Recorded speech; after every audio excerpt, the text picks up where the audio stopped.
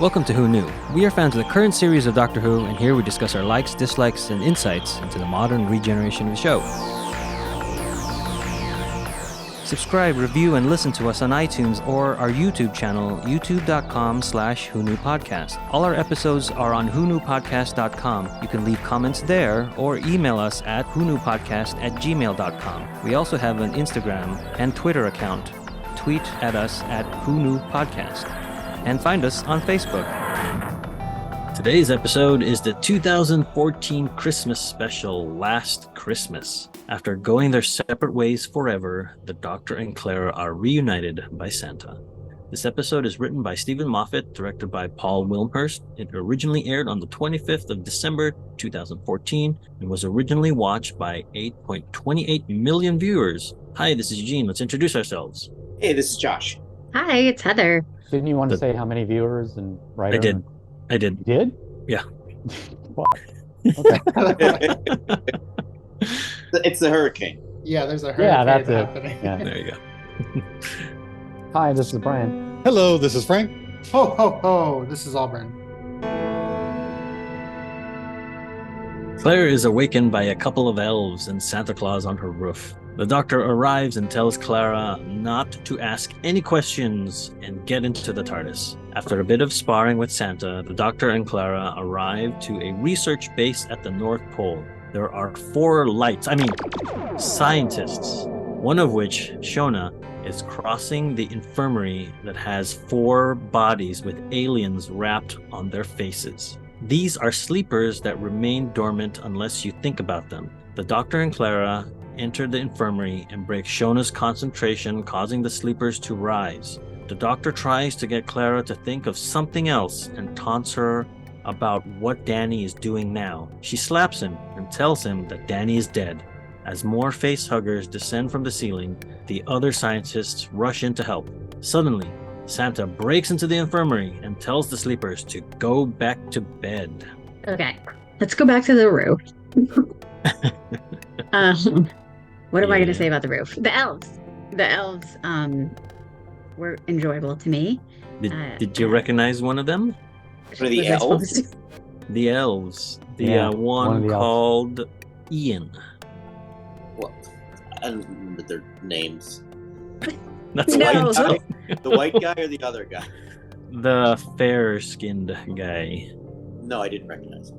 That's because he has no makeup. That is Dan Starkey, and he plays Strax. Oh. Wow, they let the man show his face, huh? Wow. Yeah. That was a trick question. Hey, maybe that's trivia. I have to say, Santa was the best part of this episode. Hmm. And he continued to hit the great best notes. Yeah. I just like the elves. They were like, that's racist. It's not racist. You're an elf. It's Elfist. Yeah, I found all of the themes in this very, or whatever you want to call them, just very, all the dialogue, all very clever. I just found it all clever, and nothing ever felt expository, like forced exposition or cringy or whatever, or over sciencey. And I thought that it was just a very witty episode. And Nick, I was going to ask you this, Eugene. I think you might have even mentioned it before, just in conversation, that Nick Offerman, that Nick Frost, was there improv? Was there a good deal of improv in this episode? The sad part is there's no special features as far as behind the scenes on this season, so I don't know. I wouldn't be surprised if there was some. I mean, not a ton, because it was all very tightly written, but yeah. And there was a lot of use of "shut up" in this episode. So, Oh yeah. I mean, we've talked about this before, but I'm really convinced that "shut up" is just not as harsh of a thing over there.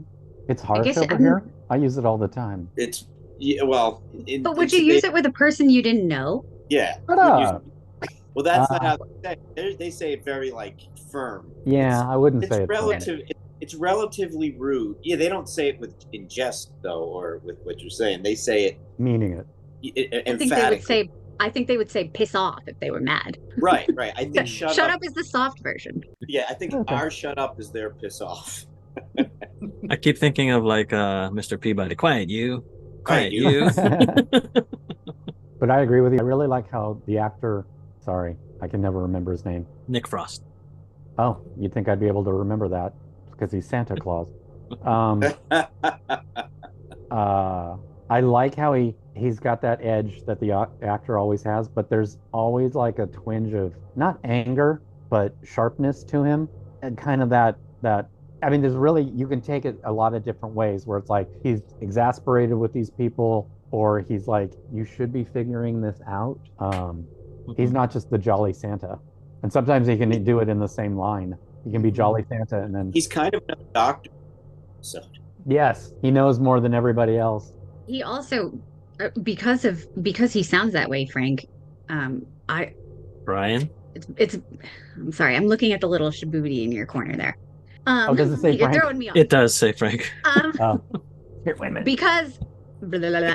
Brian, because he sounds like that. Because I mean, this episode was 2014, so I was trying really hard to remember what the twist was with Santa, and I remember the only thing I remembered was being suspicious of Santa the first time, and I was suspicious of him again because I just wasn't sure. And I think it's because he is a little bit brash for what we think of as the Santa image. But I liked that it kept me guessing even the second time. So Yeah, and when he breaks into the infirmary, there's a tangerine that comes in like a grenade, and then the slinkies and all the toys. That's hilarious. I love that. Yeah.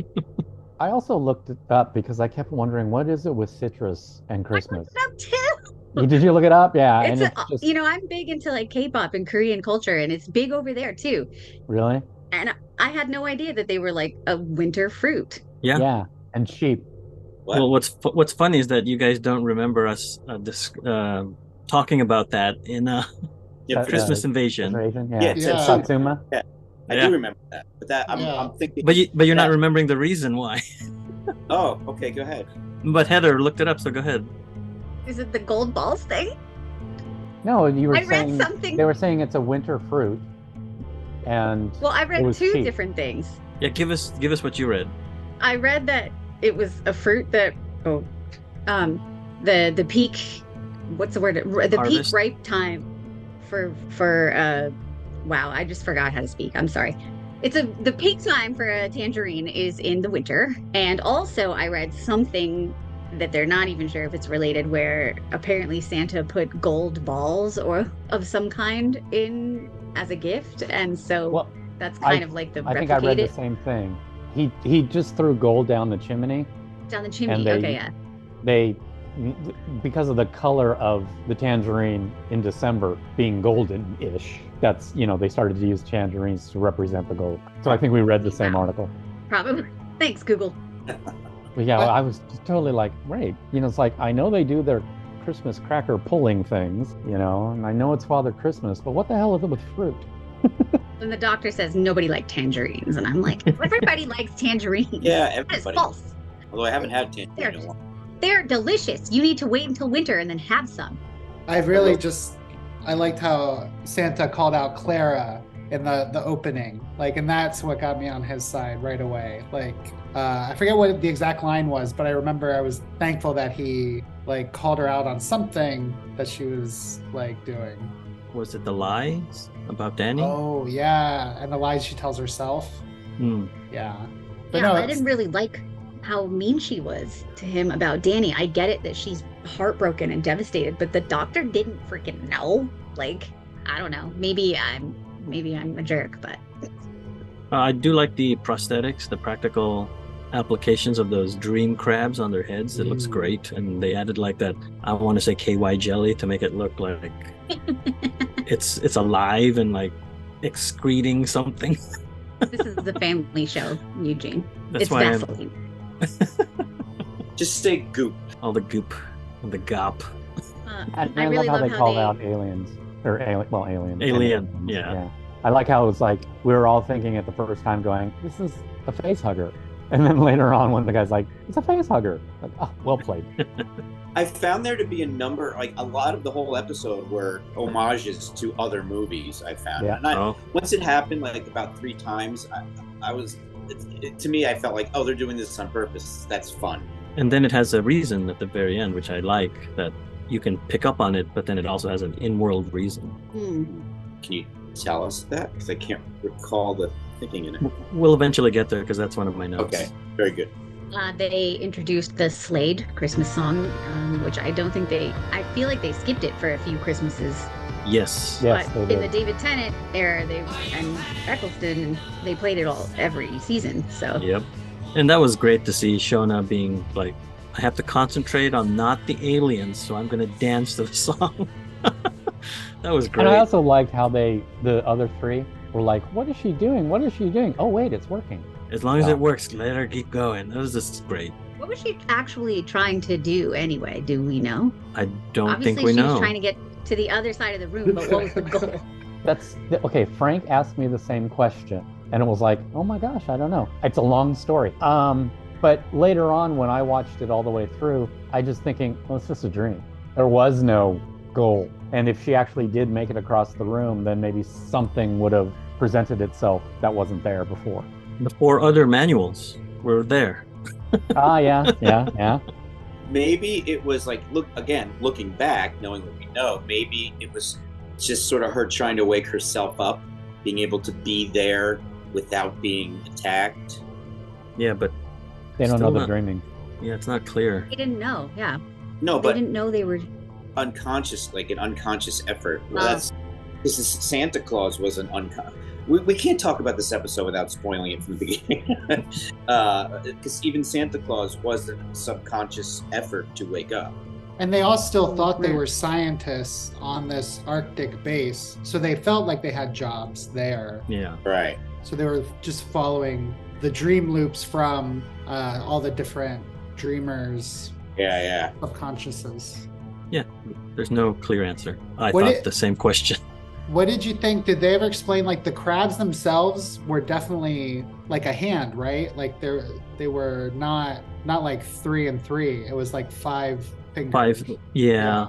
And I think that's just because of the practicality of the effect. I can't think of, like, the face hugger is the same way. So I don't know. But it has like legs and the tail. Yeah. I don't know if it was because of like dreaming and playfulness, like as children or whenever you would play face huggers, you would use your own hand and it like were they kind of gloves you that play were face repurposed? huggers? Of course, you play like if you watch it in a movie, you imagine it and like play it out with other children. You don't I didn't watch Alien until I was in high school. We know how supervised you were as a child.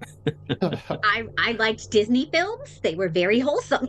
Yeah. I can like Disney films and Alien films. They are in the same company now.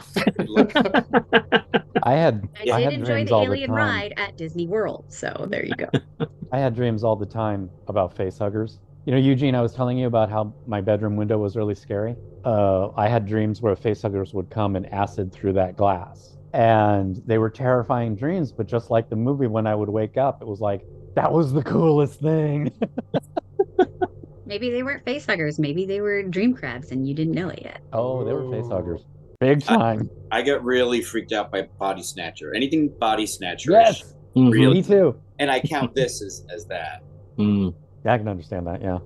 The kaiju kind of freaks me out. Like that robot behind you. Well, that's the Iron Giant. I know. He's very sweet. And he's very lovely. But the concept of something that can just crush my entire neighborhood with his foot is terrifying to me. Sorry. Auburn, what's your childhood fear? Snakes, probably.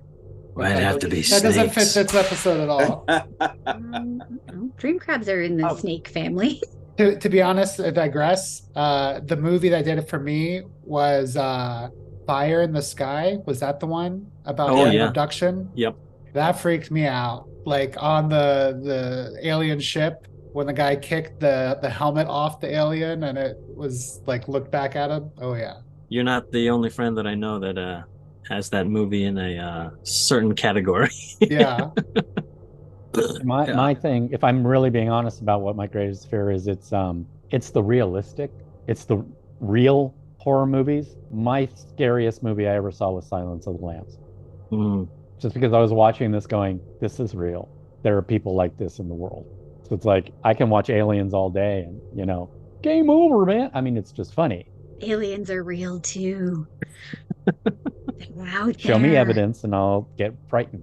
Okay, the U.S. government can show you some. They have a lot. But I do want to say I found this interesting. Did anybody have a interesting reaction to Shona this time? What do you mean? Because Like, she's you mean Jodie the Whittaker. actress? She's Jodie Whittaker. She's got a northern accent. She's got the I blonde did short. think that the minute they And- showed Oh. her, I had And- that thought. Yeah. And then she started talking, and it was like, "Oh my God, it's the 13th Doctor." And I was thinking, well, because I also remember it was like, well, at the time we kind of thought Shona was good companion material, and it's like, wouldn't that have been interesting if they got Jodie Whittaker and Shona was the companion at the same time? I'll have more on that at the end. Cool. Ooh. Switching things to the opening credit sequence. This is like these special themed ones where there's the TARDIS breaks through and there's snow on it, and then there's the iciness to the credits of the Peter Capaldi and Jenna Coleman as they come on, and they kind of break like if they were frozen. So I think that was cool that they kind of made it wintry themed for Christmas in this time. How much time passed between the end of the last episode to this one airing wise? November and then December. Oh, They really play it like it's been a long time for Clara. Yeah, they Like do. her surprise at seeing the Doctor again. I felt kind of out of character a little bit.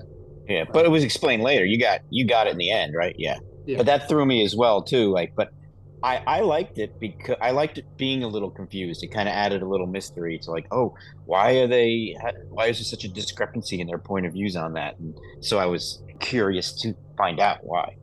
Well, I was waiting to the end. Anything about that rooftop set?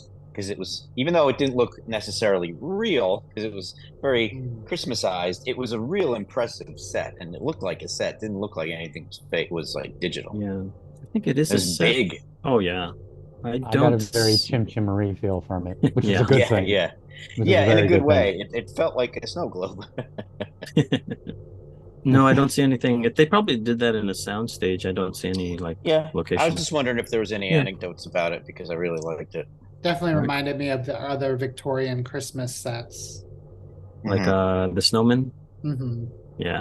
And For I me, guess it looked like a set that you can actually like sit on Santa's lap in the mall. Yes. But, like one of the big nice ones. Right. Like they really Is it- shelled out this year, you know. Mhm. Right, and that's why there's a slide at the end of it, like in Christmas Story. Ho ho ho! Shoot your eye out, kid. What?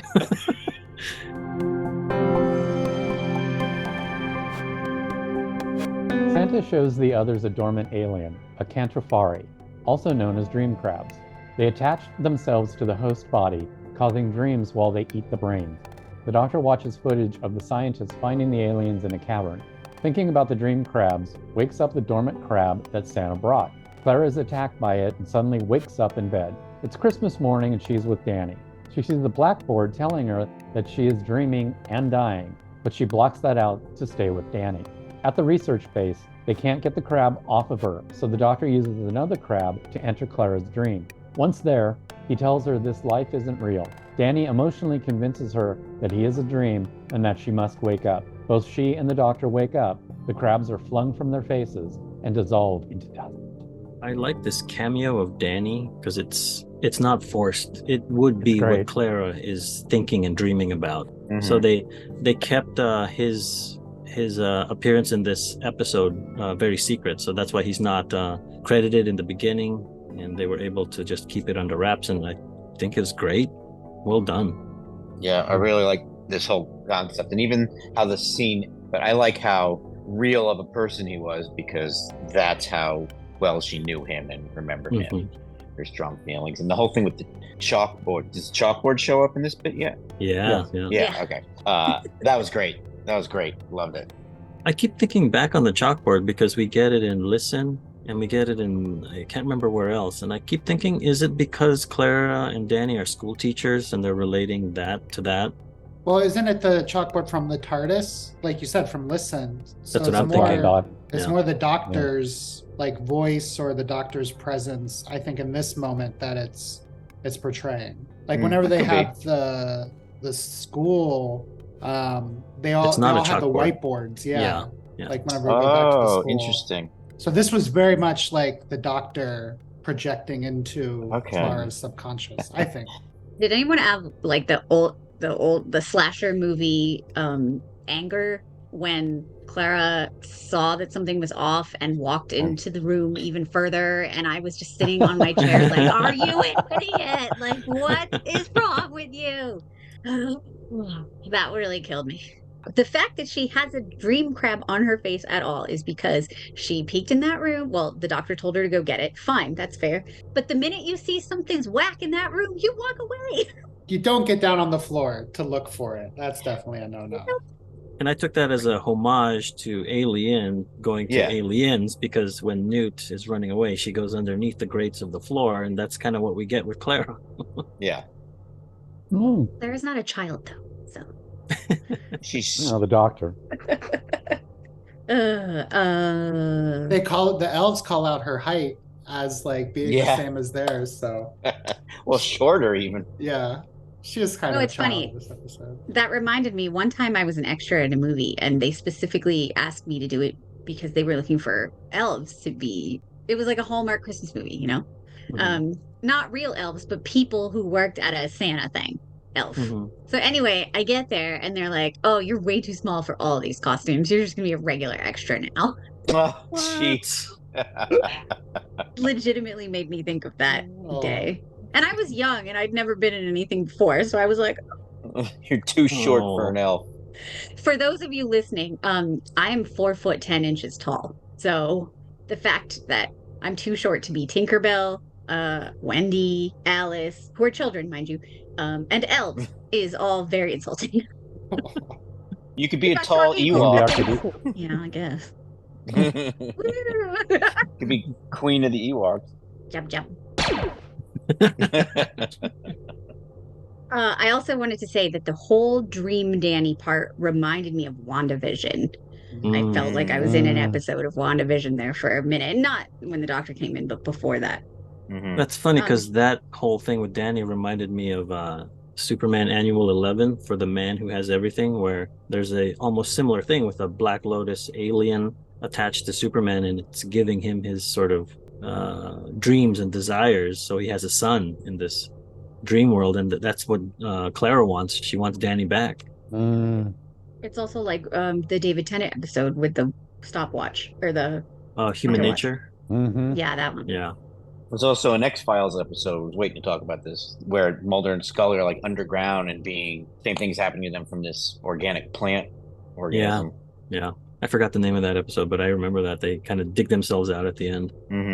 It's a cool trope, though. I don't mind seeing it over and over again, because with every character, it's going to be different. So. Well, I love the spin on it where Danny becomes kind of meta about it. No, I didn't save the world. I saved Clara, and you all got lucky. Yeah, I thought that was I thought was really great, and I thought Samuel Anderson played that whole thing perfectly. Yeah, really great twist of demeanor. Do you know if this role was like brought back just because of fan outcry at his demise in the previous episode? I don't think so. I think they always wanted him. They just kept it under wraps. Oh, yeah. It's almost Hey, where are you? There you are. Where are you? What you talking about? What's going on? Right now, we're talking about Clara in the dream Christmas Day with Danny. Oh, okay. Off of what you just said, Auburn, I don't. It seemed obvious to me, like if you're going to be in a euphoric memory or euphoric, scenario, it's going to be that's what hers would have been. I don't think it was. If it didn't include Danny, I can't imagine what would have made her, want to stay or like not realize that something bad was happening, things like that. Yeah, no, I mean, I understand. It just feels like a slingshot or a rubber band of emotions when it comes to Clara and Danny. Like the previous episode, we had, we said goodbye to Danny, and it was really hard. And then like this episode, like even though it's good for Clara to get some closure, it's just I almost felt like it was too soon, but then by the end of it, it's like, well, we're wrapped up with Danny now, so I can go back and travel with the doctor and feel good about it. That's all. I hear you on that. It's kind of a fast forward on the 5 stages of grief. Yeah. I didn't mind. We it. I don't. mean, that's how they do it every time a companion or doctor changes. They always have to Yeah. find a way to fast forward through. Well, I guess the issue is like now would have been the time again to like wrap up this time of this companion. Yes. You know, is this the episode? Yeah, they talk about second chances at the end of this. Yeah. Like the doctor's like, oh, you don't get second chances very often. I'm like, this is Claire's like 3rd or 4th chance. Come on, like. Right. I know. You I mentioned know. the doctor. I literally wrote the doctor saying he never gets a second chance is rich.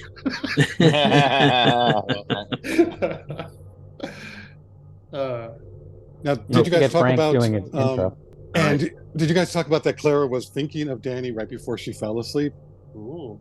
No, we did not. Oh no. No. Because she was doing all the numbers. She was trying to do all the math, and it's like And then that's not working. So she's starting to think Danny, and then she gets face The crab. hugged. Yep.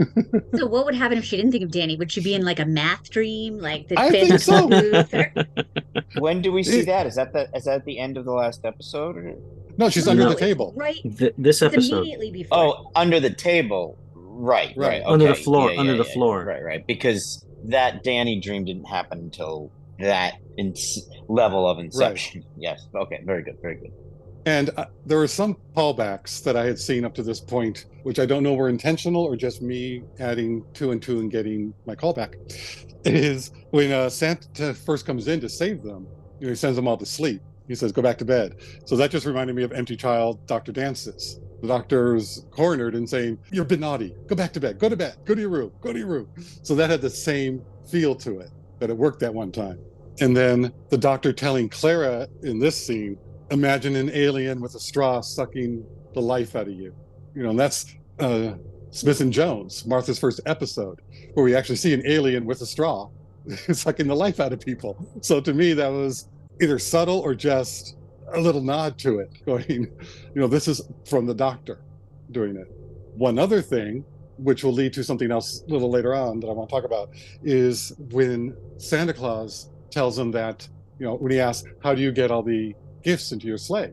He goes, "It's bigger on the inside." I like So- that. I'm going to bring it up now, since I don't know what's going on here. But to me, later on, the doctor says he was the first one. So is Santa Claus his incarnation of Santa Claus? And then do other people influence that? Like Clara then influenced her idea of Danny, and so because he reminds me a little bit of the dream doctor in Amy's Choice. And that it's got to be someone that hates me. And that's the dream doctor is part of himself that doesn't like him. So it's like, is part of this, is that why Santa's a bit more sassy? And why Santa knows that it's bigger on the inside? Because he's picking that up from him. Right. Because he kind of says it with a wink a little bit. Right. And I think that's really interesting. So if someone else was the first one to fall asleep or start dreaming, it might be more like the Coca-Cola Santa. or a bear in that way. Polar bear. Polar Santa. bear. Oh, right. yeah, or just a bowl. And thinking of it that way, watching it this time, because I don't think it's a great episode, but then you get into the whole psychological aspects of the doctor and what he's doing and why these people were picked and what's going on and how it changes from dream to dream. And it's like, then you start thinking about the whole character of the doctor and the different layers to that, and you just see it differently.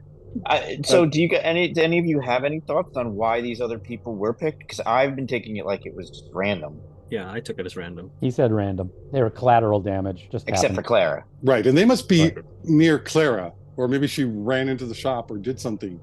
Maybe, Where there's yeah, somehow maybe they just connection lived or in her. something that they're just close enough that they can get her. Right. Yeah. them. So it's just like, this is her neighborhood. Let's send a number of us down there and just start targeting. Or maybe they tried to get Clara and then they didn't. And that's why the other people got him. Well, that's what I mean. Like they sent a Yeah. bunch down into her neighborhood, not knowing exactly where she is, and like Sarah Connor. Mhm. trying Have you to seen this find- boy? Yes. Have you seen this teacher? Sorry, at the beginning, when Santa's on the roof and the doctor comes in and says, "I know what you're doing. I know what's going on." Do you think he did at that point, and because it picked the other people, it changed? Because he had no idea, it looked like, of any of the dream crabs. That wasn't anything that he had thought was happening. It's just that thing that kind of, okay, so he's lying, or did it change because of the impact of the other people? Yeah, that opening with the rooftop and the elves and Santa with Clara, that I think is left up to what you want it to be. Because sometimes when I watch this, I'm like, that's reality. That's where we're starting. That's our base. That's where we're getting back to. Right. And then other times I think, oh, she's already asleep. The doctor's going into her dream to get her because that's why he shows up and says, don't ask, don't talk, come inside. I really like that she did, Mhm. because there are a lot of times she would say something, but at that moment he was so agitated. It was like, do what he says. And I just liked it that she's like, we'll figure it out later. This is important. All right. I did like. Your doctor. Sorry, one more if I can. Okay. I'm sorry, I'm catching up. It's I'm okay. sorry. I really liked the interaction between the doctor and Rupert, Danny Danny. Pink, when he says, he saved the world, and Danny's saying, no, he didn't. I saved Clara. You guys are just collateral to that. You're just benefiting from that. I just really like that, showing what she thinks of Danny and what we've all come to think of Danny. I think it's like, no, Clara's, someone very, very special to him. So.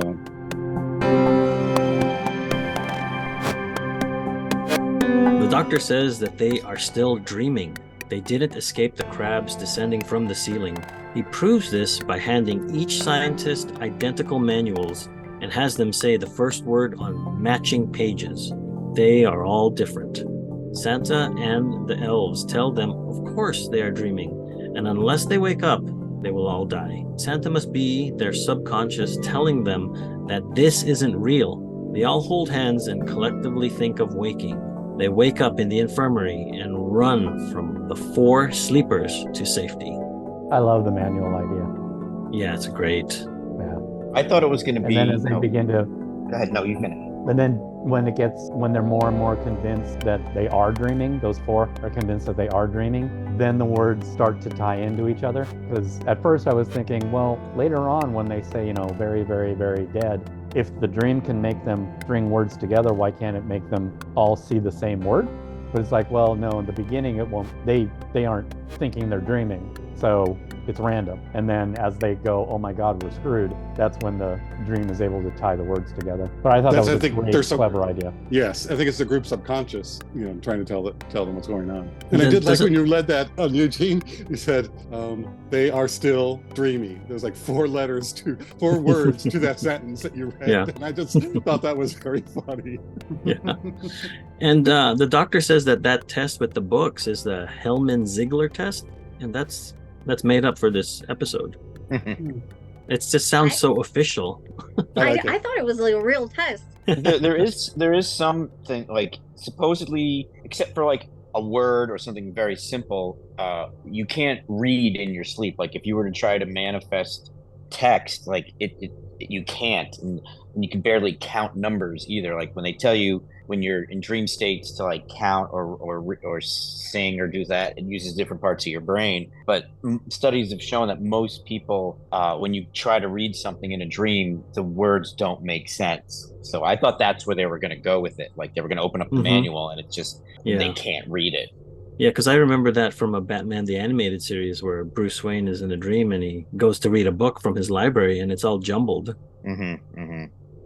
Also, the doctor has that big line about nobody ever knows they're dreaming when they're dreaming.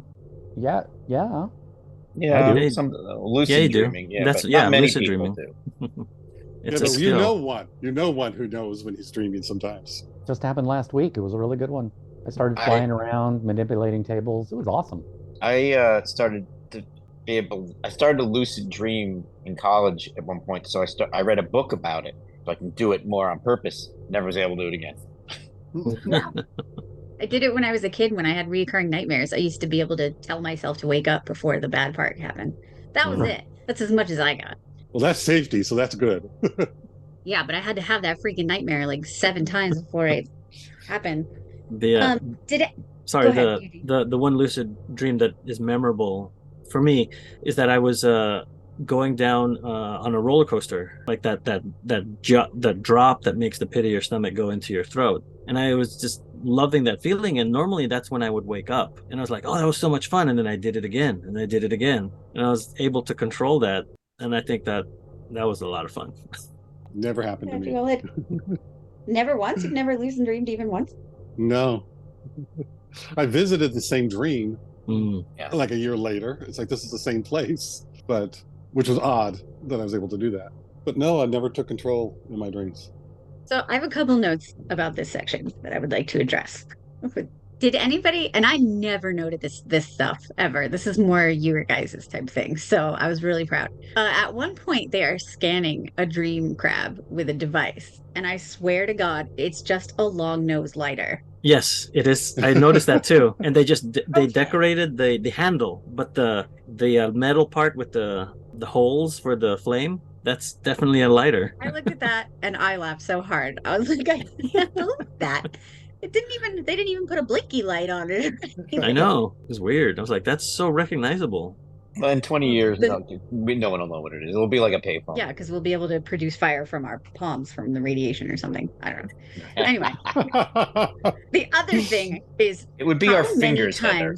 Oh, my bad. How many times did they say the word Easter in this? Because it was twice as many times as they said Christmas. I'm Quite almost a lot. positive. Yeah, it was a lot. Sorry, this is really. And then the other thing I wanted to mention is the really nice quote from Santa, where Shona says, "You're a dream that's trying to save us," and Santa says, "My dear, you just defined me." And I was like, See, it's moments like that made me like fight for this episode when we did our Christmas ranking, because I was like, there's a lot of stuff in here that is Christmas to me, even though the spine is very horror. So I'll bring up some other stuff. I'm glad you brought that up, Heather, because that was a good one. I agree with you. And well, just to jump ahead real quick, even one of Clara's last lines in the show about Santa, when what she says about the Doctor and Santa. Anyway. Going back a little bit, I think this is the part where the Doctor is explaining to, I want to say Ashley, about the TARDIS, because he points her outside and then sees the phone box, the TARDIS phone box, and he goes, the big problem in telling fantasy and reality apart, they're both ridiculous. That's a great line. Yeah, I wrote that one down too. I was like, it's wonderful, because like it makes sense to us, but somebody new is like, why is the spaceship a wooden blue box? Yeah, I liked Ashley. I thought that was a good character. That was possible companion character. Was she the leader or was she the blonde? No, Shona was the blonde. Shona's blonde, yeah. She was fun, but I don't see that as a companion. You can edit that line right in after I said she made a good companion material. Yeah, and then edit those together. And then mine will be, I'll have something at the end. You liked Shauna as a companion, Brian? Oh yeah, I think she would have been great. She kind of had. I think it would have been a lot of fun. She was dancing to your song, Frank. She was dancing to your song. I know. That was great. She wasn't tough or anything, but she had like ace energy. A little bit. That's true. I liked her as the scientist, where she looked like she believed in herself and was doing good. When you got back to her regular life of who she's going to be, most of the time, not in the dream state, it just seemed that's where I was like, no, she's not going to be able to maintain that. Yeah, but if the Doctor had shown up and she became a companion of his, then that dream state of hers, I think they would have made it reality. And I think that would have been I think that would have been a great arc. Even though it's kind of Donna's arc, but it's like, we've seen this person be that. Let's watch her as she gets to that point in reality. Right. Maybe it takes again. My thing was that she's just really fun. She was. I agree with that. We were at this time all really ready to beat up with Clara, so. Yes. We would have taken almost anything at this point. We'd even taken the sexy one. That was fun. I liked her too. Yeah. Bellows. No, that was the guy, right? No, that was... You're right, Bellows. I'm sorry. Never mind. Shut up. Got that it. also ended up being really sad. TBD. I know it. Yeah. I know we didn't mention it, but there's the part with the guy eating the turkey leg in there yet? Yeah. Section. So I got a kick out of that. Just I was waiting for the payoff of like, where did he get that food? I think is that a Christmas time? I guess turkey dinner for Christmas or Christmas goose. I don't know, but I think maybe that's what it was referring to. But I was waiting for someone to call out like, where did you even get that? To point out it's a dream. Yeah. and why aren't you sharing? Right. Well, I don't think anyone would want to share with him. Well, it came from a bigger Bird is what I'm saying. Oh, There's yeah, more. There's more. I thought you yeah. meant share his turkey leg. We know where Passing Josh. the turkey like that. One bar. Where you eat, one person's biting one side when somebody's biting on the other. Yeah, And then you go another Lady and form the of Tramp. Lady Lady and the Tramp. Tramp in the middle. Yes. It was they had time in his dream to cook a whole turkey dinner in the Antarctic. But once you add that it's all dreams, everything's fair game. Yes. Yeah. Right. Well, I think that's what was Yeah. happening throughout the episode. Was things Yeah. got more and more irrational, but subtly irrational. It was never the focus. Kind of Yes. like I was just in when you're dreaming. I was just in school. Now I'm in my room. Like I don't understand, why is my dog here, and why is my dog teaching the class? Like, Yeah. or it's not even like why. It's like, oh yeah, my dog was teaching the class, but the real dream was about what was in the closet. Mm-hmm. My dog never taught a class. Nope. I think it might be too rough for him. I don't know how you're so quick with those. You've been studying them. No, this is how my mind works. Is this a dream? Anyway, is this the point where Santa kind of rallies them together, or is it the next paragraph? No, I guess it's here. The line where he says, "You just defined me," and he's yes. Okay. Couple. Yeah. So going back to Heather, what you said about Santa being defined, I like that Santa is now kind of vying for the role of the Doctor in this portion, because he's trying to explain why he is Santa collectively. Like everybody has an idea of Santa, and then he just gets cut off, and the Doctor's like, "Shut up! I'm the one that's supposed to do this stuff." Right. And then Nick Frost as Santa says, "Okay, I think you were about to say dreamy weemy," or something like that. It's so good. So that's funny, and then it goes into something that I find heartfelt, I guess, or really. It touches me, I guess, in a nice way. He goes, "I have watched over all of you all your lives. I've taken care of you from Christmas to Christmas." And then I can't remember who says this, but "You're not real." And then he says, "And yet that never stopped me." And I was like, "Oh, that's great. I love that." everyone's speechless. Santa just knocked it out of the park with that one. And then continuing further in that scene, when they start to hold hands is what Santa wanted them to do, and the Doctor's like, "Don't do that, that's stupid." The Doctor's like, "Well, I'll hold Claire's hand." Right, but that's it. And then like she made him hold the other person's hand, and like she's coaching him through how to be a decent human being. Yeah. And then the elves and Santa disappear, and then the explanation for that is that they're waking up, so parts of the dream construct are vanishing. So, and then they're like, "The plan is to wake up and what? Fight the dream crabs?" And then he's like, "Go toward the pain in your head." And then Shona says, "I'm scared," and the Doctor replies with, "Congratulations, that means you're not an idiot." And it reminded me of, again, Listen, with that speech of young Rupert and how fear is a superpower. Well, I also like, because she's the type of character, and he may have even done it this episode, that he would insult for being an idiot. So I like that. That's his way of saying kind words. Right. Why she would have been a good companion. She can be taught. Right. Exactly. You're winning me over. He wouldn't have gone under that Shona table. Chance. Well, we do when Jodie Whittaker shows up. I have two notes. The real that I Shona forgot to actress mention. wasn't available. I have two notes that I forgot. So these are kind of random and old. Just like a dream. Okay. In the Danny dream, and there's, the Doctor knocks on the door. Danny says to Clara, "Oh, who is that? Your dad?" And she's like, "Probably." And then she opens the door. It's the Doctor. Like, that's clever. That's Space Dad. Yeah, Space Dad. I thought that was really good. I only caught that on the last watch because only because when he says, "Oh, I bet it's your dad," it's like, well, that's kind of random. Why would it be Clara's dad? And then being the Doctor, it's like, oh, okay, Space Dad. And then when they're at one point when they're in the infirmary and he's talking with Clara, the Doctor's talking with Clara, and he's like, think of this, think of this, think of this. Don't you think it's this? And she just says to him, "Don't talk to me like I'm a beginner." I thought that was a really good line, and I thought she delivered it well.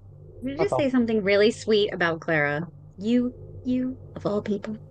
Actually, I thought she did really well in this one. And she didn't annoy me in this one. No, they're, what, even in the early on when they're in the TARDIS before they do anything, and the Doctor says, "I just have one question. Do you believe in Santa?" Her acting is great because she kind of tears up. she's tearing up and she's like, I believe I do, with Yeah. tears in her eyes. It's like, no, that's really good.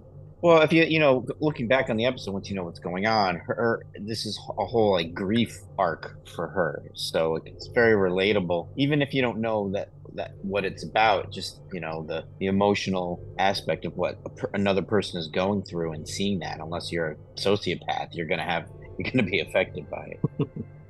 Again, while we're going back, and to kind of bring it to what Frank brought up for like previous episode references.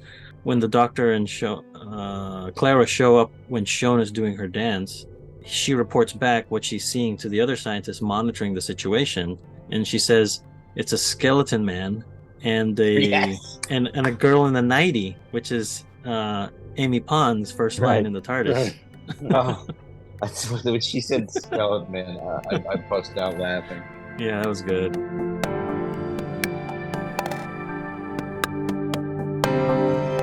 The Doctor heads off to the TARDIS, but Clara asks him, if seeing Santa proves this is a dream, why was he on her roof? Finally, the Doctor puts 2 and 2 together and gets 4 lights. The 4 scientists... Frank wrote this.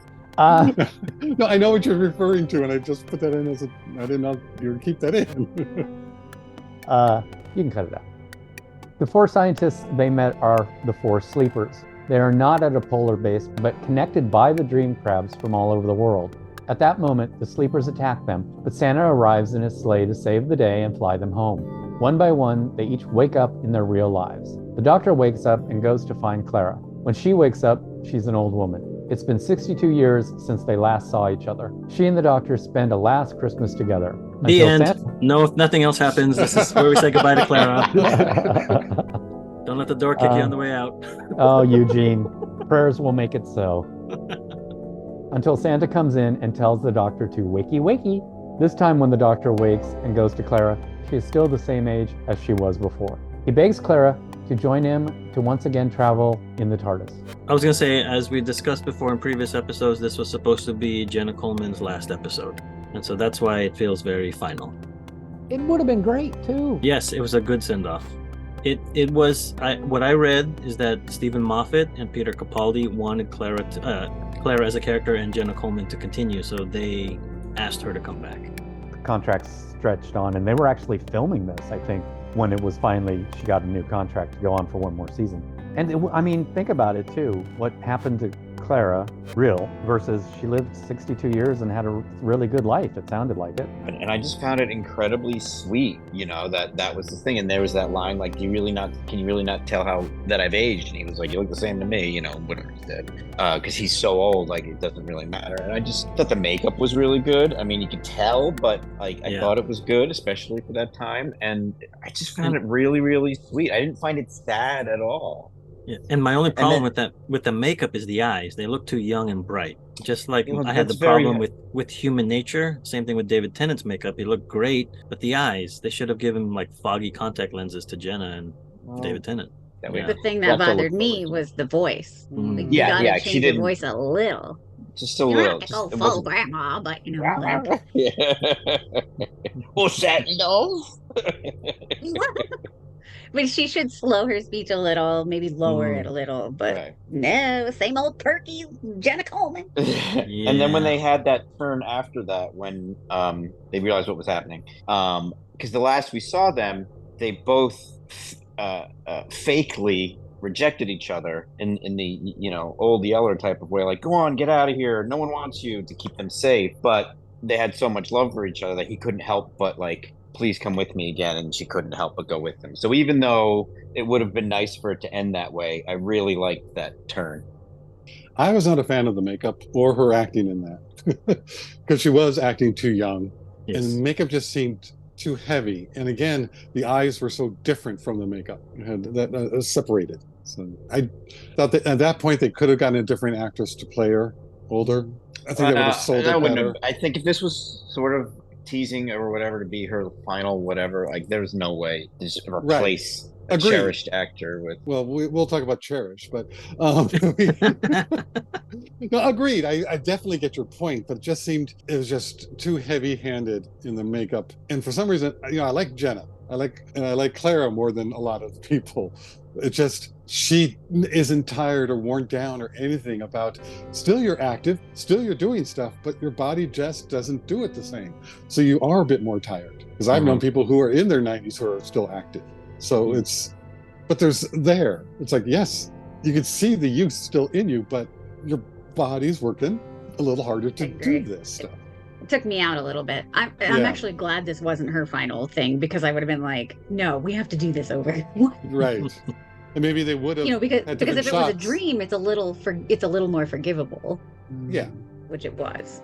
So, I mean, it was very interesting to talk about, like, Shauna, was that her name? The blonde one? Yes. Yeah, being a possible companion. Just because, again, like, it would be a new start. You would have, like you said, an arc where she can learn things. It's a new character to get to know, a backstory to get to know, you know, a whole, like, network of other family and other characters that, you know, would have brought something new. Because at this point, what does Clara have left to learn? Like, I think story-wise, it seems like they're pretty done with her. So that's, I mean, I'll find out. I don't think I watched much of the next season originally, so it'll be good for me. But yeah, does she have another story arc left in her? It's interesting what they do decide to do. So I'm excited, Auburn, if you haven't watched it. Yeah. The answer is no. Okay. Just kidding. We'll find out. It kind of is, but that's kind of also what it is. But anyway. Yeah. We'll join you on this journey. Speaking of Shona, this is the part that I like about this Christmas special, and which kind of endears it to me, and it might not be for you, but the doctor comes back realizing that they are still in a dream. And then he has 4 nicknames for the scientist because he's deleted that part of his memory. He doesn't need to know them because he thought it was solved. So this is where we get Bellows being called the sexy one. Right. But then he realizes that they have been in the dream, and then when they finally get out of that, they're on the sleigh and they're flying them back home. And I like that that Santa's like, I know where each of you live. And then their memories, their real life memories, are slowly coming back, and then they just disappear because that's how it is when you wake up. It's very random. And so we lose I think it's Bellows first, and then you realize she's a grandmother in a wheelchair, and whose family has abandoned her for several minutes while this crab. Was this in this section? Because I have notes about this, but I thought we still had stuff to talk about first. No, we finished. We're done. We can talk about this now. That was it? Yeah. That was it. Yeah, I had that same comment, Auburn. I was like, she was just sitting there in that chair, and the kid, no one freaking noticed this thing on her face? Like, you're kidding me? I wrote it down in a very angry tone of voice. But it could have just been 1 minute, you know. Yeah, I was going to say the time. Yeah, dream time is very compressed or elongated. Dream time. So Okay. you blink and then that thing is gone. But then you do have this pile of ash and crab claws. Residue, yeah. But I made me a little rationalize that as sad. eventually it all fades away. It made Yeah, me sad because I was like, is this woman neglected? How long has she been left here with a thing on her face? I can see how you can think that. Nursing home neglect is real, guys. I didn't think too hard about it though. But Sorry, I didn't mean to cut you off. I didn't realize we finished, so I'll jump in later. Makes It's all sense. good. And then we find out Ashley works in a perfume shop. She's a manager, and she wakes up in, I guess, the most normal way, in bed, and then reacts, and then that's it. I didn't think she was worked in the shop. She worked corporate, is what I thought. Okay. I just knew it said perfume manager. Right. Those were tied together. And then Shona's the only one left and trying to like, hey, friends, let's make this work in real life. I really enjoyed that. And she's like, do you want to hang out? And then when she says, Santa, can I stay a bit longer? That's like Polar Express, not the movie, the book to me. It's things like that like make me think that this is definitely got those Christmas holiday vibes to them. And then we can talk about her list when she wakes up. Frank? Oh, just on her list had to watch the movie Aliens and Miracle on 34th Street. So she had a big impact on developing where they were. Had the whole alien thing and that Santa. So I was like, is it more her influence or the doctor's? But it happened before he met them. So the doctor had to have influence on him at the beginning. So it just was like, how much has everybody contributed to this common. Oh yeah, I subconscious. think you're right. I think different people, different intensities, and obviously the doctor's going to have probably the strongest mental influence in a group, in a hive mind setting. So he's going to like control, the beginning of it. But I didn't catch that Aliens was on that list. I did catch Miracle on 34th Street, and I just took it as a coincidence. But you're absolutely right. So she probably introduced Santa, but he formed what kind of Santa it was. So the other things that are on number one is Alien. So that's where we get the dream crabs, face huggers, and the sort of horror aspect. And then the second one is The Thing from Another World, which is remade into The Thing, John Carpenter's The Thing. And that's why we have an Arctic North base. Pole. Right. Yeah. And we don't know, like, those are us. That's kind of the thing with The Thing, the movie, is that we don't know who's being taken over by an alien. So again, there's that. The third one is Dad Comes Around. The fourth one is... What's Dad Comes Around? That one to me is just like, this is just a real thing. She wanted to do these things before Dad comes and visits her. So I don't know. Oh, was that the name of... connected to the dream. I don't remember what the list says. Yeah, Like, that's why I'm Yeah. telling you. Yeah, the fourth one is Oh. Miracle on 34th Street, which is probably why Santa's there. The fifth one is Thrones Marathon, so I'm taking that as Game of Thrones, which Yeah, it's gotta be. the actress, appeared on. I'll get to that later. Oh, And that's then- funny. I recognize her. Okay. Yeah, and then the sixth one is right, Forgive Dave. Yes. And my first thought is, Dave's not here, man. But that. So the last one is what makes me think she is the heaviest influencer on this dream world that has been created, because to me she's kind of escaping something. She's watching these movies, and then her dad is coming around to check on her because of whatever happened with Dave. And as you can see, the apartment is kind of disheveled and disarray.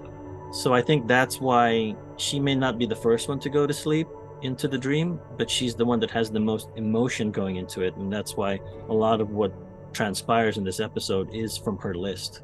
That makes sense. I like that. Ties to Clary and Danny You too. watched Poltergeist. Oh yes, Yeah, that wasn't on the list, but there's a lot of Poltergeist influence there. Somebody too. must have watched that at some point. Everybody should watch that at some point. Did we even talk about Turkey Guy getting sucked into the TV and No, we can talk black about out it. during mention that? it. Oh, okay. You Is it can't even Albert? remember his name. Oh, is it Albert? Who cares? He's a creep. I don't like him. He is, Professor Albert. Okay. But now Yay! that okay, so I just said the whole thing about him Albert. being a creep, and it takes me back to what you just said, Eugene, about how most of this is from her life. Yeah. And now I'm like, was David a creep, or is there some creep in her life? Like now I feel even worse for Shona. Hmm. Because why would this random creepy guy be on the in the base with them, who like touch her leg Well, without that doesn't consent? necessarily mean he was a creep as much as she could have manifested that about this dream version of him, and then he went along with It it. still indirectly tells us that something like that happened to her. Or To has her, happened. yeah. But Yeah. that's what I'm saying. It's probably more about her than the guy. Means I was gonna make a joke that we shouldn't say on the podcast. Look, he got sucked into a TV and didn't make it, so Right, obviously right. there was something bad about him. Or we Right, would've he was the lived. one of like the Augustus Gloop and Veruca Salt of the. Oh, like a reference to another Christmas episode is the 11th Doctor shows a photo of Santa with him and Albert Einstein in that episode, the Christmas Carol in Sardic Town, and claims that Santa's first name is Jeff. That's right. So it's funny that, well, I mean, it's a dream, but part of me wanted to be like, hey, Jeff, Right. Right. shut I know up, who Jeff. you are. Yeah, I know who you are. You're Jeff. Yeah. That would have been good. I like that. Yeah. Can we talk about how freaking cute the Doctor is on the sleigh? Yeah, it's He's wonderful. so excited. Oh, when he gets all happy. Yeah. Yeah, it's so I wonderful. really I'm love- riding a sleigh. Yeah, That's and when he got all happy, all I could think of was like, this is his dream. Like, this is his Yeah. happy dream. And that's another thing of like why I like this episode. We get to see the Doctor with joy, like genuine Sure. joy. Mhm. Yeah. It's yippee yay! Doesn't Yeah. even say it right. Damn Brits. Or maybe he's Except saying it for right and Liz. we've said it wrong this whole time. Yeah, maybe that's the British way of saying it. All Shut those up. British cowboys. Well, it's just one of those things where this is why I like this episode, and I kind of fought for it in our Christmas special. So if you haven't listened to that, please do listen to that. And did you notice Clara's the only one who never woke up herself? Everybody else was able to wake up and get rid of the crab, and she wanted to stay. She wanted to stay in there. She stayed with Santa and said, no, not yet. And so that's what makes me think that the rooftop sequence we saw in the beginning is a dream because It of is. this moment. It is because a of this dream. moment. It's totally a dream. Santa's there. It would have to be Yeah, if Santa's has there. to. Yeah, exactly. Yeah. I'm just saying when we were talking about it, I'm like, I'll bring it up here and then I'll bring it up again at the end. Yeah, Okay. just reinforces that. Yeah. But if the doctor didn't come, would she have died? I think she would have. Yeah, I think she's, still, even though she sort of had closure on it, still grief stricken. She would have woke up with Danny again. Yeah. Anything else, Heather, that we may have? Just checking. 62 years passed. Psych. The doctor saying he never gets a second chance is rich. Those are the end of my notes. Oh, I thought it was a little shallow, but I get it. When she wakes up and she goes, "Doctor, am I young?" I was like, Yeah, I felt "Mm, that kind of a little ageist, a little bit. Yeah, So All what? yeah. was Okay, men, pipe down. There is nothing more horrifying for a woman than suddenly being 90 something years old. Okay, I'm sorry. And I I get get it. that. And men wouldn't if- love it either. by Yeah, the way. I was gonna say Yeah. if that happened to me, yes. But it's not it's not only saying her saying, "Am I young?" Like, "Am I pretty?" It's also like, "Is my life gone? Did I miss everything?" Yeah. So Okay. That I definitely felt because Okay. on a personal note, that's like one of my biggest fears. Is like I'm not afraid of being old. I'm afraid of getting old and not enjoying life. Okay, I'm glad I brought that up because that helps it for me. yeah, I mean, Yeah. both of those fears are legitimate, but one is less shallow. But Yeah. I found, and if that was their point, great. But I found the words they chose to lean Yes. into what you were saying. Yes. And from what we've seen in this episode, the doctor should have said, "Well, you're sexy," or "You're not Right. sexy." Well, that's why I really Or, like the I few can't moments tell. later. You're the same. Well, but he did say that, well, in a roundabout Did way. say 'Cause she that. says, can you really not tell the difference? And he was like, no. And I took that as he just sees her as Clara. Plus he's a few thousand years old or however. How old he is. Right, but he said that to older Clara, Right. but not to younger Clara. Right. But And I wanted to joke, going, "They still look the same." Right. Then she Oh, goes, yes, That's yes, really? Claire, because then he goes and grabs the mirror. yeah, it was a little, and he didn't say it extremely in a genuine way either. So who knows what the intention was behind that? But I'm gonna say it's what you and Heather brought up because that makes it better. very good. all right. We Frankensteined it into place. So here it is, Merry Christmas, everybody's having fun. All right, so we mentioned Nick Frost as Santa Claus. He was Ed in Shaun of the Dead, Danny in Hot Fuzz, Andy in The World's End, and he was with Jodie Whittaker as Ron in Attack the Block. Dan Starkey, as mentioned earlier, plays Ian, one of the elves. This is his third Christmas special in a row to have him as a cast member. He was previously in the role of Strax in The Snowman, and then in The Time of the Doctor, and then now we have him without any makeup in Last Christmas. The other elf is Nathan McMullen. He plays Wolf. He was Finn in Misfits. We get Samuel Anderson back as Danny. We have Natalie Gumede as Ashley. She plays Mercy Graves in the show Titans, the DC Titans. Huh. Maureen Beatty plays Bellows. She is a TV actor, done lots of TV in the UK. Nothing that kind of popped out at me. And we talked about Shona. She is played by Faye Marsay. She plays the waif in Game of Thrones. Who's that? That's the one that was kind of haunting Arya, The or taunting faceless? Arya. Yeah, she would like beat Arya with Training. chores. Yeah, training. Oh, Was she blind, or Arya was No. blind at the time? Yeah, Arya was. Arya blind. was blind. Yes. Okay. That's So- why when different she showed characters. up. Well, I'm sure you're about to say what you're about to say. Well, I think it's funny that this aired in 2014, and then she appeared in Game of Thrones in 2015 and 2016. So it was, I don't know if it was going on at the same time, but if it wasn't, it's like prophetic. with her Prophetic Thrones how? marathon on her list. Oh, Okay. I oh, was like, that's well. Now that you say that, that's probably why they wrote it. Like she got cast Uh, and yeah, added it. she was Yeah. probably shooting that at the time. And if it wasn't, that's prophetic. Who knows? Right. Well, yeah. And then most recently, we saw her last year as Belle in the series Andor. Right. I knew when I saw Andor or on Andor, she looked familiar, but I could not place her. That's probably why, because of Game of Thrones. So, as we mentioned, Shona was going to be a potential companion, just like Linda with a Y. Moffat had considered Faye Marseille to be the replacement for Jenna Coleman in the 9th season, though nothing was fully formed.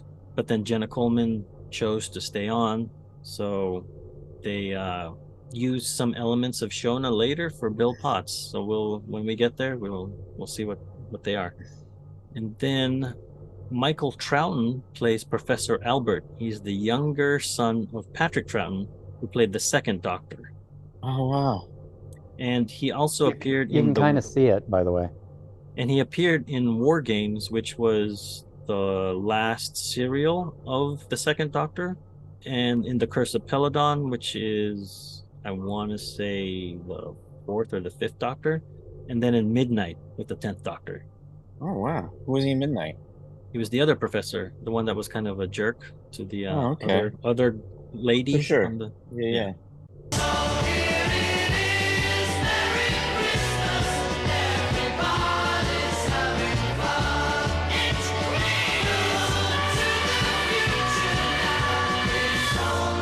All right, so Last Christmas. Who is this episode good for? Or more specifically, this episode is good for who? A new viewer, a casual viewer, a fan of the show, or a diehard? I didn't like it as much the first time I watched it. It just seemed disjointed. But when I did watch it the time, I liked it. But I'd put it in fan, because I don't think the casual or first timers would get a lot out of it or continue to watch the show because of it.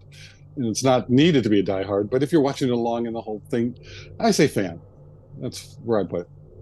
I'm probably going against the grain, and I'm going to say new.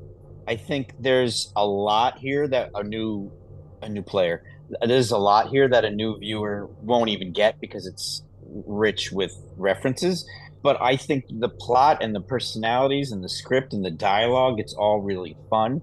It's weird and it's creepy, and it shows the viewer who the Doctor is and the weird kind of layered stories that may happen. And I think this is a real episode that is indicative of what the show is, and all the stuff that does the stuff between him and Clara, Doctor and Clara, towards the end. It's a bit spoilery if you are a new viewer, but I think if you're a new viewer, you're not even gonna really know. And if it was me watching, I would be curious to see, like, well, what's all this love about? Like, how did they even get to this point, these two? So it would make me want to see the rest of it. Yeah, so they're asking the right questions to keep you coming back.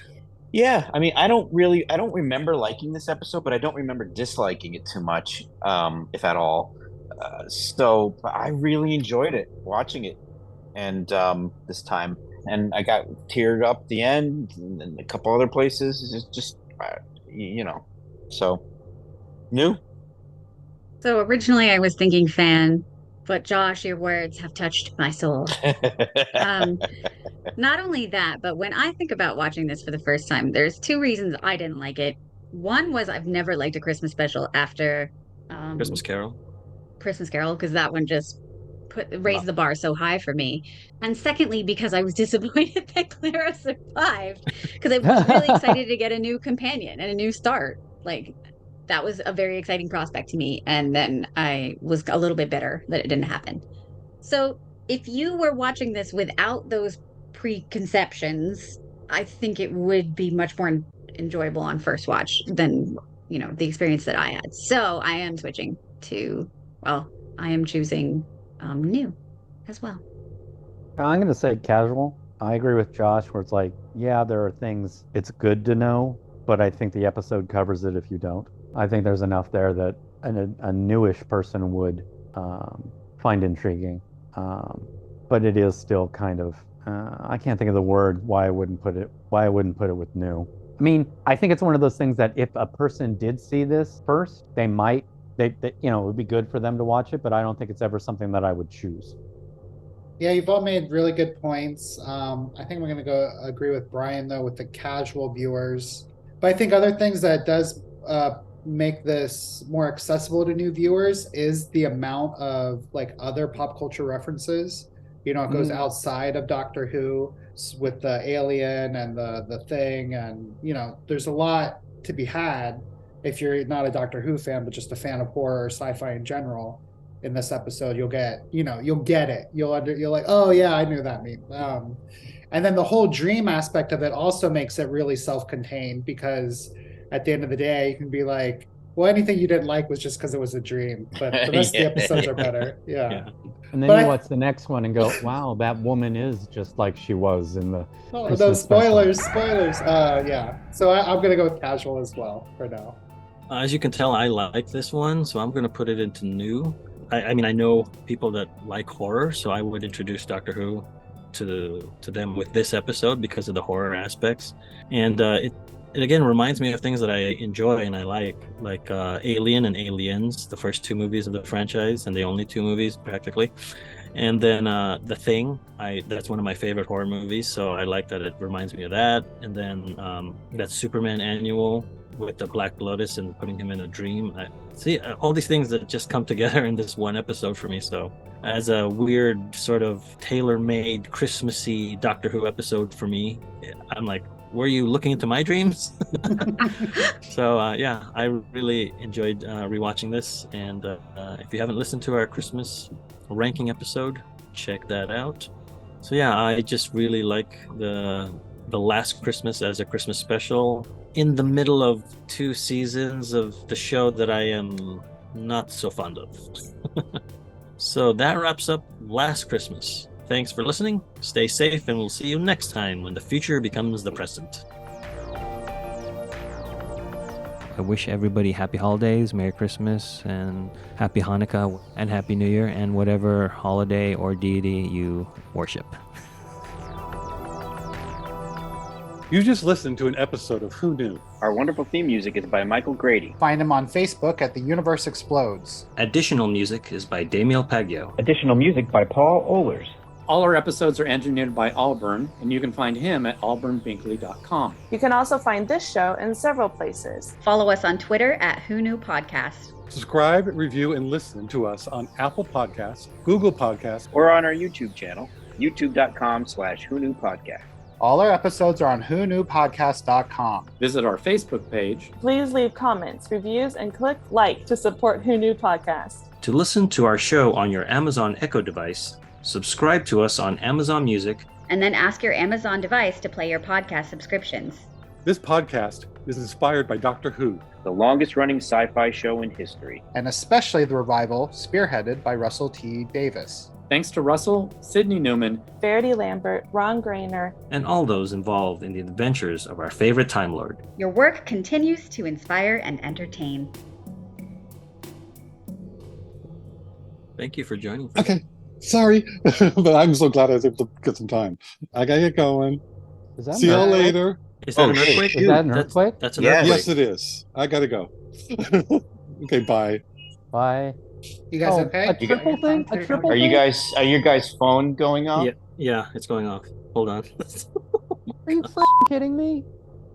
You guys still shaking? Wow, I Yeah. can't believe our phones went off so quickly. It's still shaking. I can still It's feel still it. shaking. Oh, really? This No, is far away. I only felt one bump. This is a big one far away. I'm Right. still shaking. Yeah, I can see I'm my feeling it a blinds. little bit. It almost feels like a heartbeat. Hurricane, earthquake, what was the third thing? Did you say three thing, Albert? Oh, fire. know, you're said breaking three up. things. I'm still shaking. Yeah. This is big far away. This is like San Francisco's Wow. falling into the ocean. Kelsey's calling, yeah. I'm gonna Go answer. take Yeah. take it. Oh my god, it's countrywide. Oh my god, is it okay? Where was Frank? North Hollywood. I didn't get an alert. Brian and Josh felt it. And Eugene, you're driving? She's in Pennsylvania, right? Cover because of an earthquake, but I'm driving. What do you do? I'm actually coming up to the Ralph's on Wilshire. I wanted to Well, should I go into that parking garage? yeah, you'd probably be okay. No, Heather says no. It's just a phobia. It's perfectly fine, I'm sure. Do you guys No. still feel it? No, I think you're okay. No, not anymore. It stopped. I would keep My driving. my stuff's still quivering. Aftershocks. What do you mean it stopped? Yeah. Be there.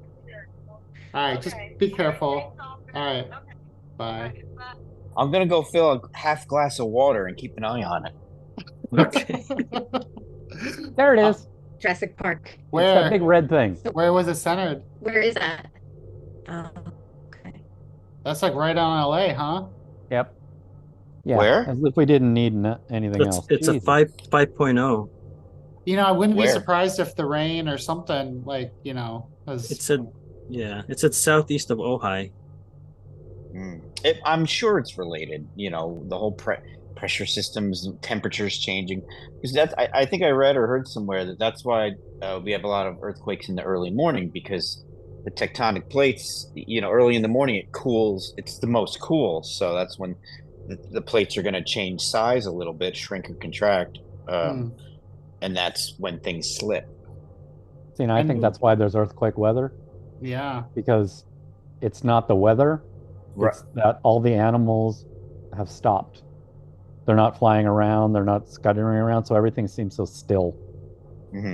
I interpret that as you just think the weather is freaky. And if you just got a whole year of rain, like what were they predicting? Like a lot of rain, so a lot of weight of water on Southern California. Man,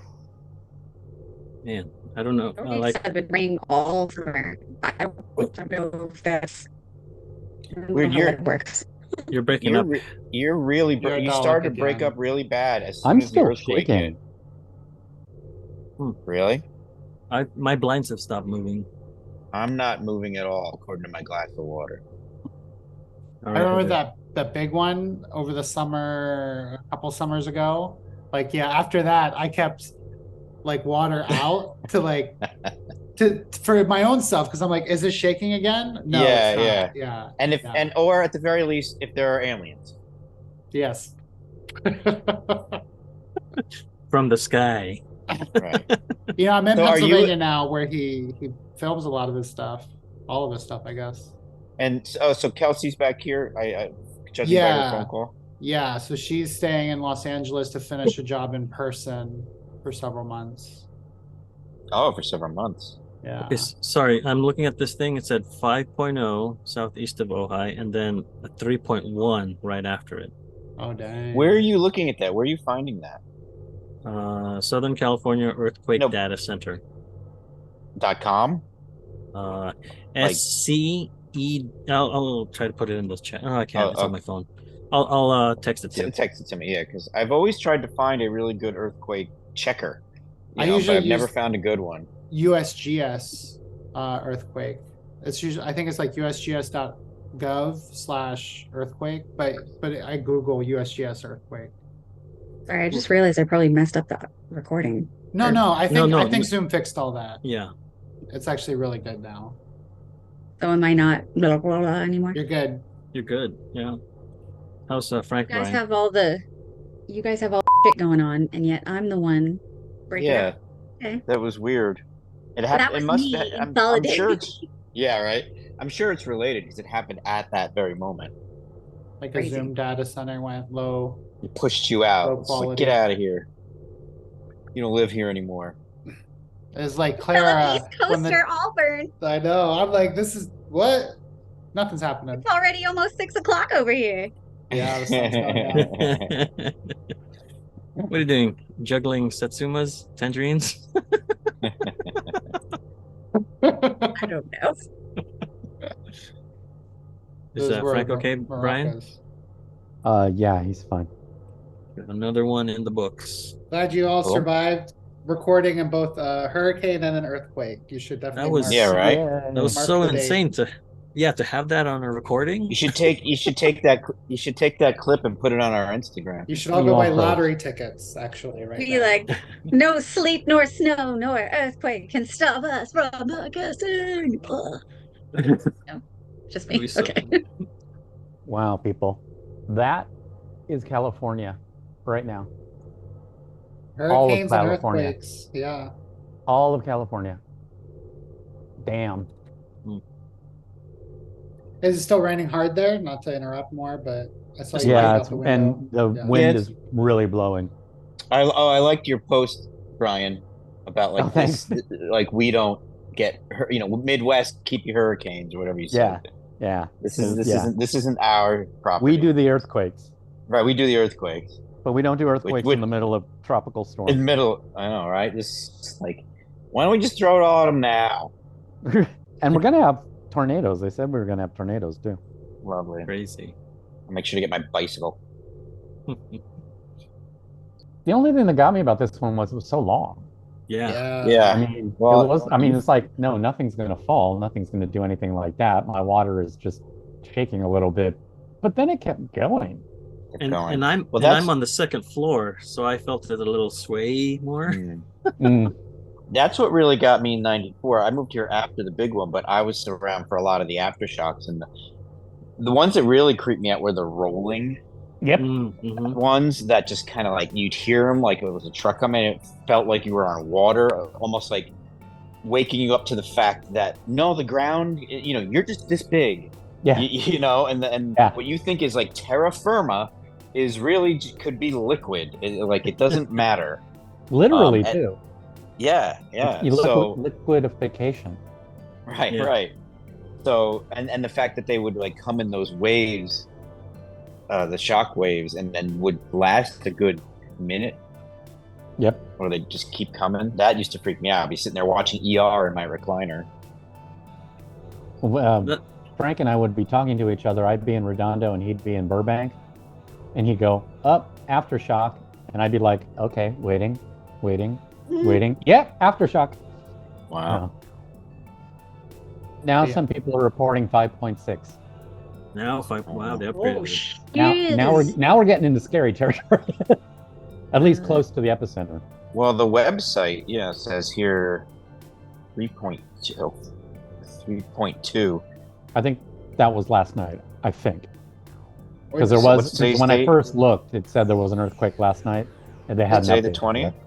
Yeah, Yeah. the 20th. The big one was 5.1 now. It was 5.0 earlier. Oh, I see where it is. I see where it is right here. And then the next biggest 20. one was 3.6. Oh, and these are 2.4. smaller ones. Yeah, 5.1. Then since the 5.1, there's been small 3.1, 3.6, 3.2, 3.3, 3.2. Oh man. Yeah. Aftershocks. It says 5.7 in the South Sandwich Islands region. Are the sandwiches okay? Yeah, Somebody you got check your on the ham and my sandwiches. turkey. That's what they. Whatever. That's what they call. They made a Swiss melt. Mm. Oh. Maybe let us pray for these folks. Oh, jeez. My name is Catherine Stewart, and I am part of the Paternoster Gang, playing Miss Jenny Flint in Doctor Who. I hear you are a big fan of Doctor Who, and you even have your own podcast called Who Knew? Who Knew? It's a good name. Hello, this is Sylvester McCoy. You've just listened to an episode of Who Knew? Clever name.